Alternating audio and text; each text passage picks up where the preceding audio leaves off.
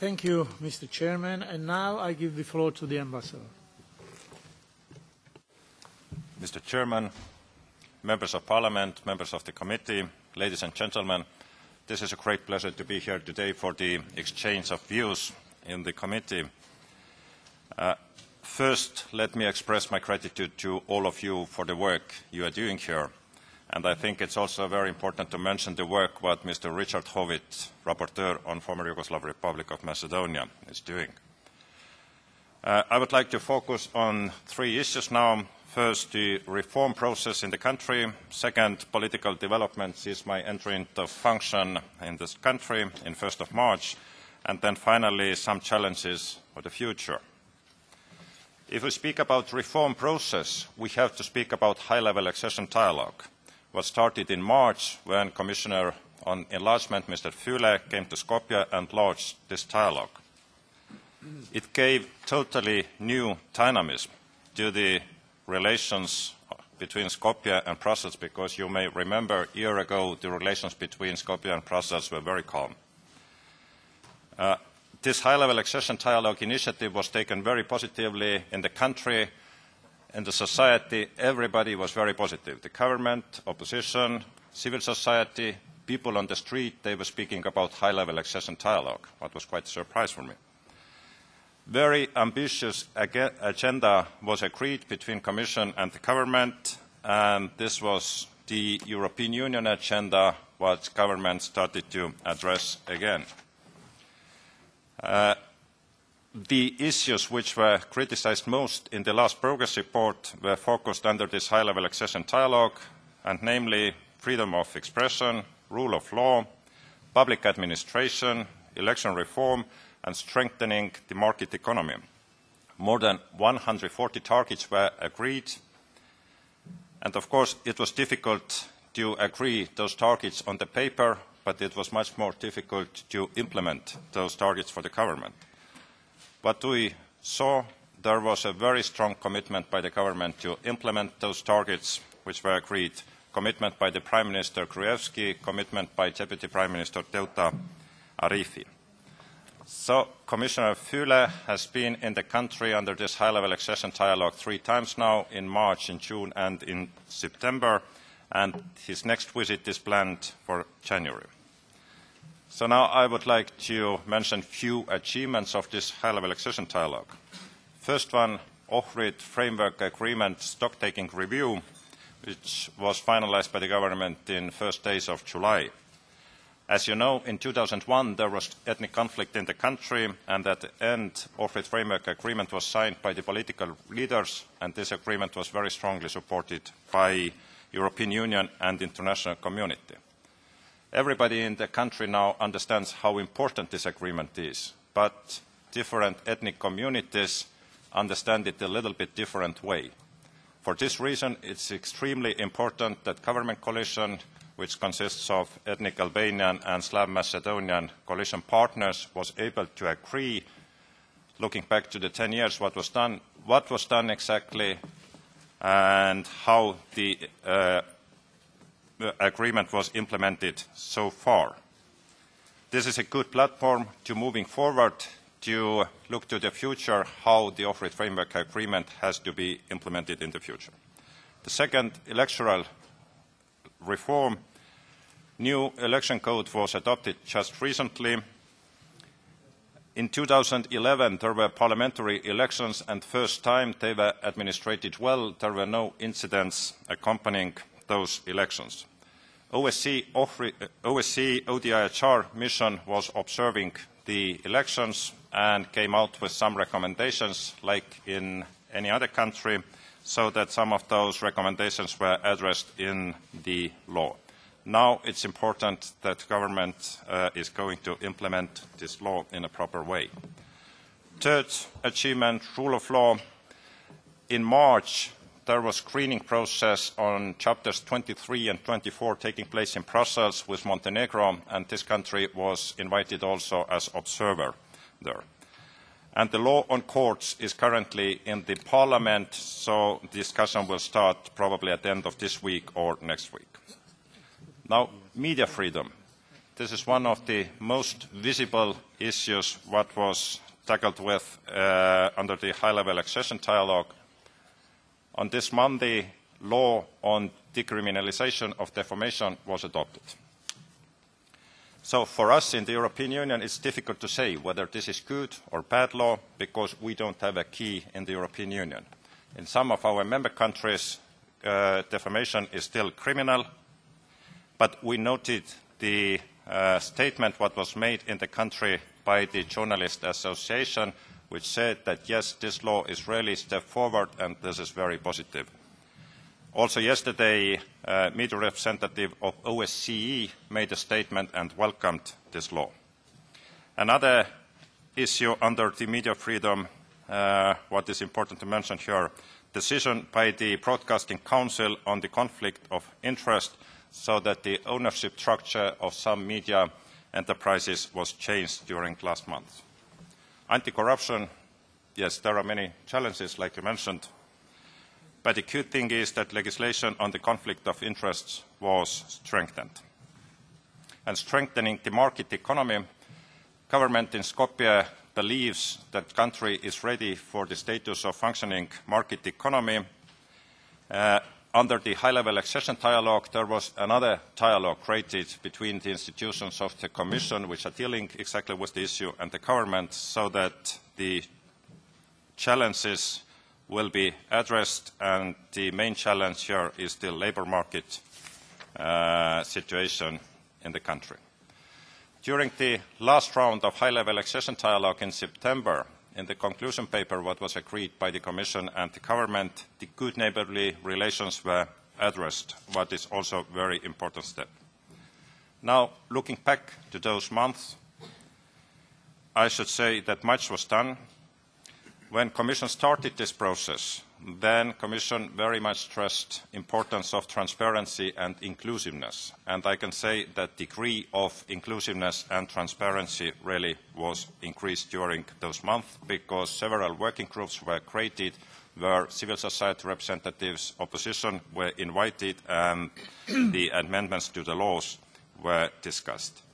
Today, more than 70% of those targets which were agreed are partially or fully implemented. Not everything is has done yet, but high-level accession dialogue continues. So that, as you know very well, recommendation was given by the Commission fourth time to open the accession negotiations with the country, and I'm sure that high-level accession dialogue here gave another argument for Commission to give this recommendation. Now coming to the political developments, 2011-2012, many incidents took place, particularly at the sports events, and quite often they were interpreted as inter-ethnic issues. 2 days before I started my work in Skopje, there was an incident in Kostivar where off-duty policeman, Slav Macedonian, got into dispute with his neighbors over the parking slot and as a result shot 2 men. By core, it was not inter-ethnic, but in media it became inter-ethnic immediately, and then some political parties wanted to use it also politically.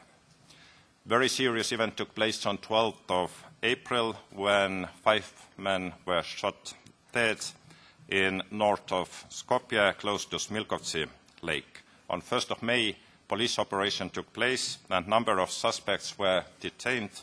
Ministry of Interior claimed that there are religious extremists who want to destabilize the situation in the country. So this created a lot of misunderstandings, particularly among the ethnic Albanian community, and resulted with large street protests. Islamic community announced that this is offense to all Muslims in the country, and some voices from ethnic Albanian community claimed that the case is staged. So this event was much more politically complex than other incidents, and before this Milkovci incident, the government coalition partners were able to come out always with the joint messages to the public, but after that the messages started to differ from each other. In this stage, European Union came to play as well. We made some public statements. We spoke with political leaders. We were following the situation very closely.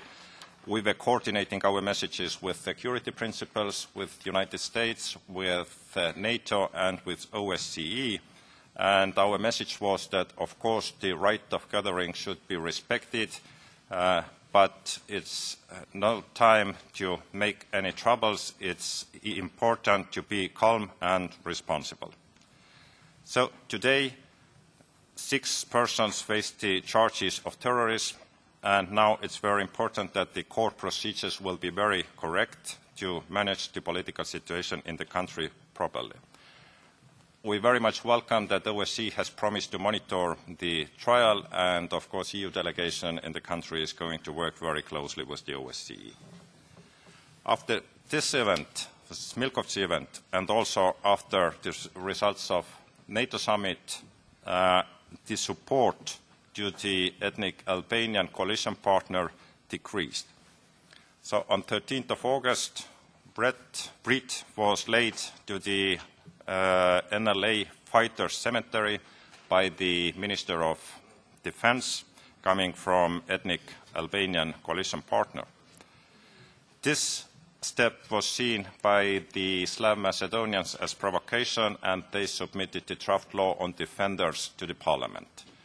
This law exists in the country from 2002, what gave some benefits for the victims of the security forces in the country, but now this new draft wants to give some more benefits for those who were fighting in or working in the security forces.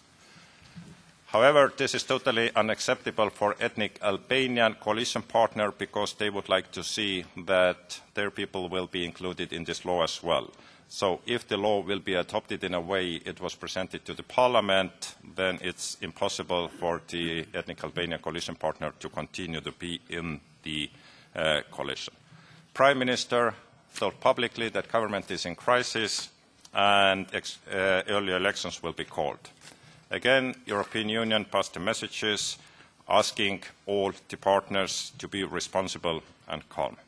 Now the law is in the parliament, and TUI, ethnic Albanian party, submitted more than 1,500 amendments to the law, and it will be discussed probably quite a long time. The feeling is that the coalition partners seem to agree to disagree. Now, coming to the international relations, several steps have been made. And if we speak about international relations, we bear in mind very much good neighbourly relations. 2 of our member states are neighbours of this country, and their concerns have to be respected. On 5th of November, Foreign Minister Popovsky sent a letter to his Greek counterpart replying to the draft memorandum of understanding what was sent from Greek Foreign Minister before. On 21st of October, Minister Popovsky sent a letter to his Bulgarian counterpart proposing several measures which could improve bilateral relations. 26th, 27th of October, Serbian president visited country to commemorate 100 years of the Kumanovo battle. This battle is highly controversial for the authorities in Skopje, so that President Ivanov didn't participate, but authorities in Skopje didn't make any problems for Serbians to have this ceremony. This month, celebrations of Albanian flag are going to take place, so that Prime Minister Gruevski has promised to go to Tirana for those celebrations.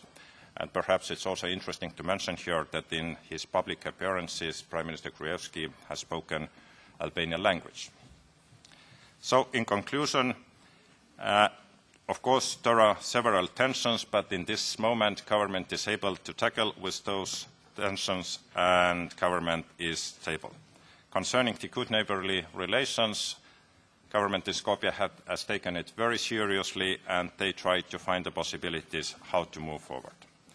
Now, finally, I would like to highlight a few challenges.